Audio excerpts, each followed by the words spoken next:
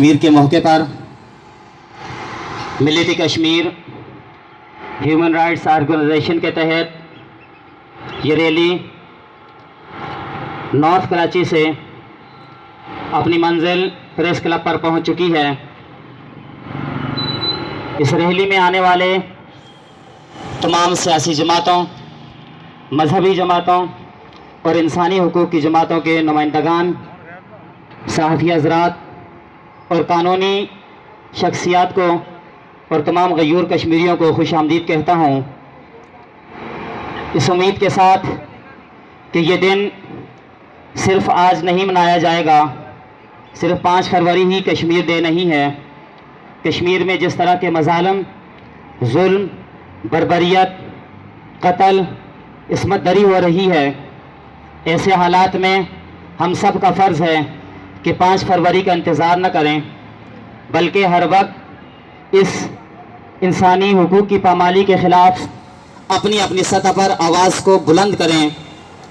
میں یہاں پر یہ بتاتا چلوں کہ شہیدوں کی سرزمین ہے جسے کشمیر کہتے ہیں، شہیدوں کی سرزمین ہے جسے کشمیر کہتے ہیں، یہ بنجر ہو کر بھی کبھی بزدل پیدا نہیں کرتی، یہ بنجر ہو کر بھی کبھی بزدل پیدا نہیں کرتی۔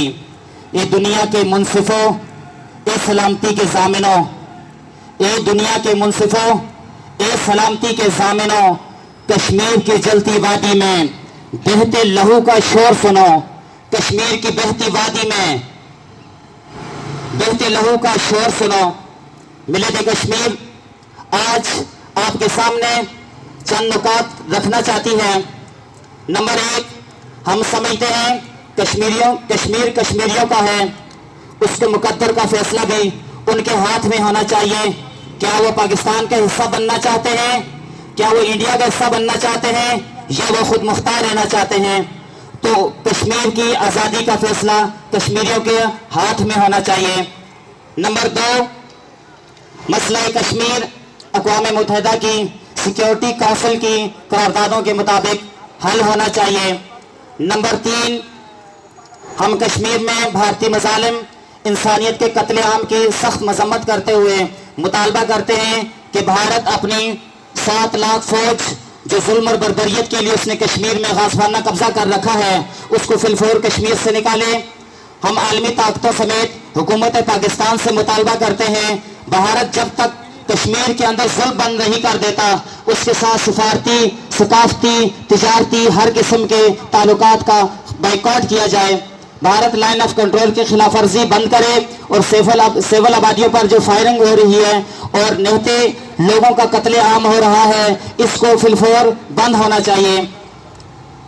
آخر میں پاکستان میں گزشتہ سال پکڑے جانے والا کلبھوشن یادیو، جو اس ملک کا دشمن بھارت پاکستان کے اندر مداخلت کر رہا ہے، اس کو فی الفور پھانسی دی جائے تاکہ آنے والوں کو عبرت کا نشان بنایا جا سکے۔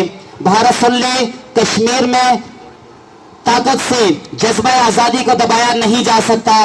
اگر تم نے اپنی ان حرکتوں کو بند نہ کیا تو یاد رکھنا، نہ سمجھو گے تو مٹ جاؤ گے اے ہندوستان والوں، نہ سمجھو گے تو مٹ جاؤ گے اے ہندوستان والوں، تمہاری داستان بھی نہ ہوگی داستانوں میں۔ شکریہ۔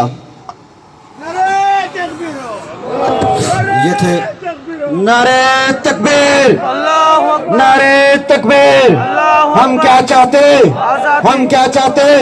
یہ بچے مانگے، یہ بوڑھے مانگے، پروت مانگے، دریا مانگے، جوان بھی مانگے۔